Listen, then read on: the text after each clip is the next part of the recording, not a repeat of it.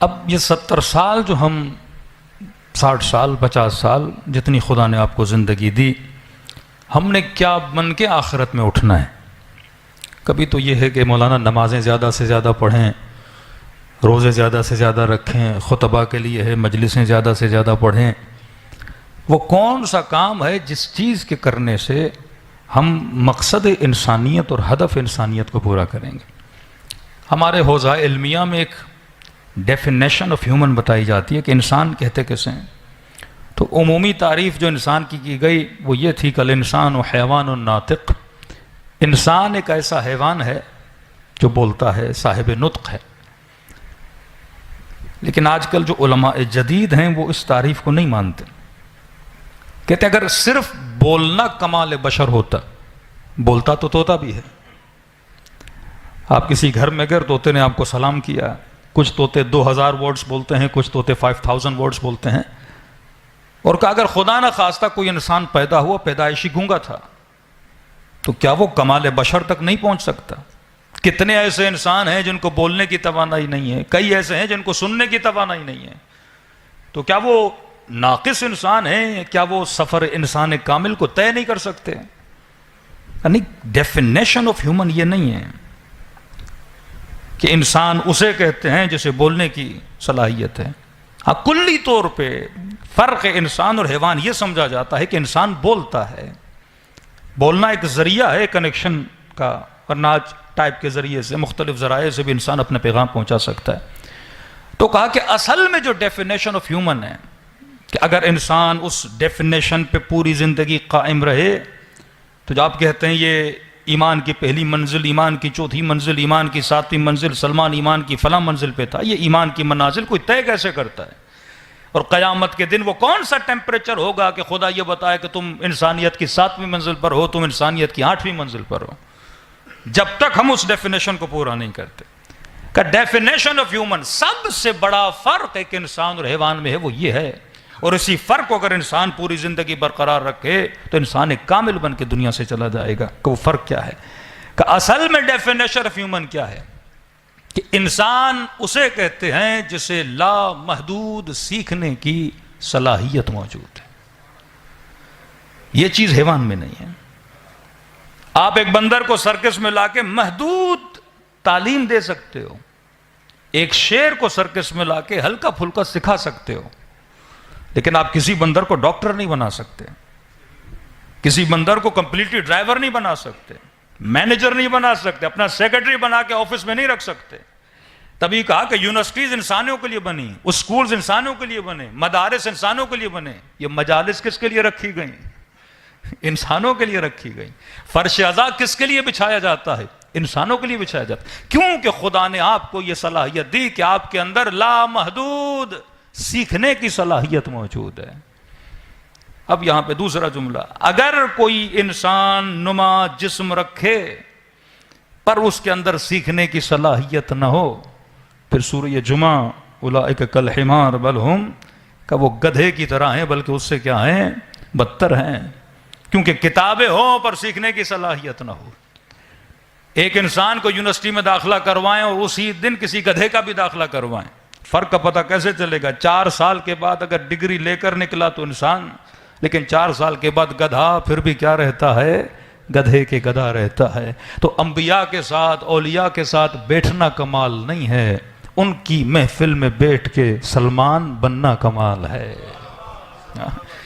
یہ فرق ہے فکر اہل بیت کا اور غیر افکار اہل بیت کا۔ ہم کہتے ہیں بڑے بڑوں سے بیٹھے، لیکن بیٹھنے کا فائدہ یہ ہے کہ ان کے ساتھ بیٹھنے کے ساتھ کچھ سیکھے۔ تو اگر ہم زیادہ سے زیادہ انسان بننا چاہتے ہیں تو ہمیں زیادہ سے زیادہ علم حاصل کرنا ہوگا۔ جتنی صلاحیت علمی ہماری زیادہ ہوگی اتنا ہمارا معیار انسانی زیادہ ہوگا۔ صلوات پڑھے محمد وعلی محمد۔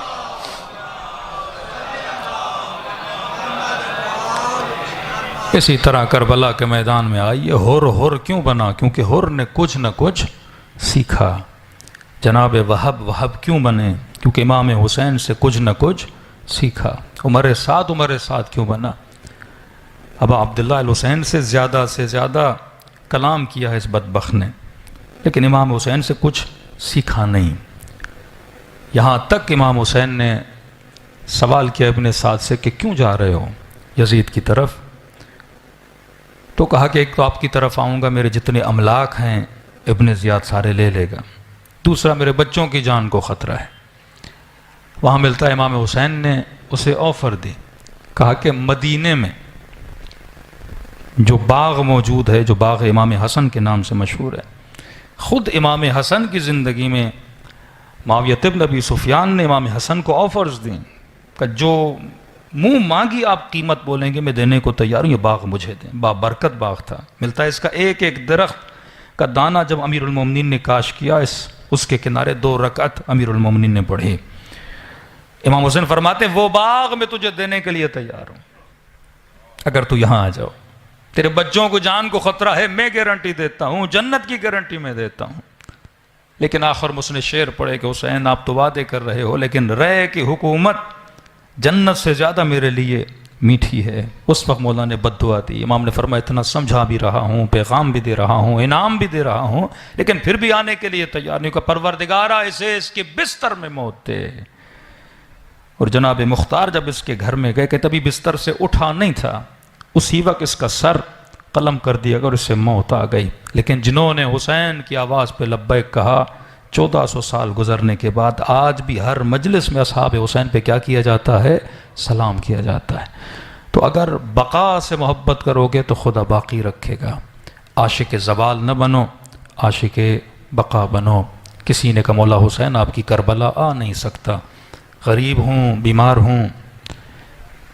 امام حسین نے فرمایا اگر آ سکو تو کربلا ضرور آؤ، کیونکہ مرنے کے بعد احساس ہوگا کہ زیارت ابا عبداللہ الحسین کا ثواب کتنا زیادہ ہے۔ مشہد کے بہت بڑے عالم دین بیٹے کی خواب میں آئے کہ بابا اگر واپسی میں دنیا میں ایک دن ملے آپ کیا کریں گے؟ کہا بیٹے میں نے پوری زندگی میں 39 مرتبہ امام رضا کی زیارت کی، اور ہر زیارت کے بدلے میں امام رضا 3 مرتبہ عالم برزخ میں مجھ سے ملنے آئے، تو اگر ایک دن بھی مجھے ملے گا تو کہا میں امام معصوم کی زیارت کو جاؤں گا۔ یہ امام حسین کا جملہ فرمایا مرنے کے بعد تجھے پتا چلے گا کہ ہماری زیارتوں کا ثواب عالم برزخ میں تجھے کتنا ملتا ہے۔ لیکن کہ مولا اگر نہ آ سکوں تو کیا کروں؟ بے اولاد ہوں، کوئی سہارا نہیں ہے، پیسہ نہیں ہے، مال نہیں ہے، دولت نہیں ہے۔ فرمایا ہم کریم ہیں، سخی وہ جو مانگنے پر دے، کریم وہ جو تیری ضرورت کو سمجھے اور تجھے کیا کر دے؟ عطا کر دے۔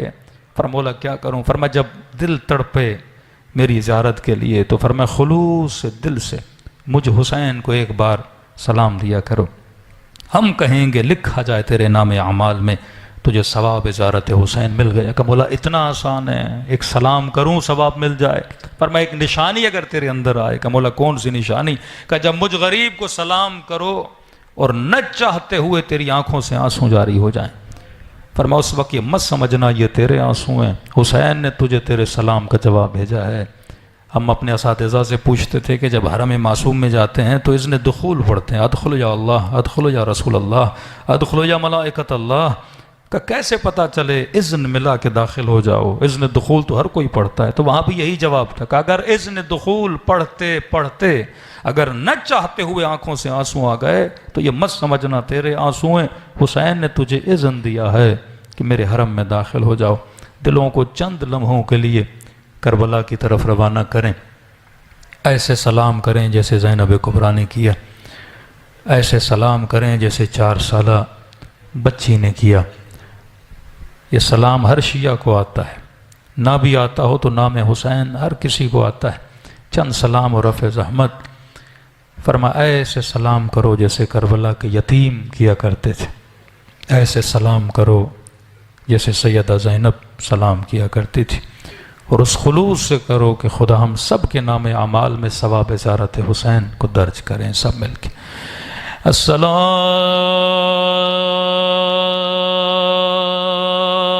علی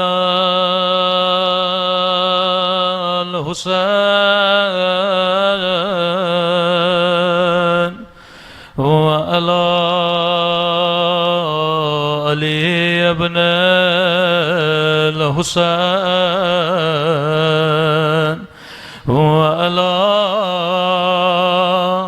اولاد حسین والا اصحاب الحسین.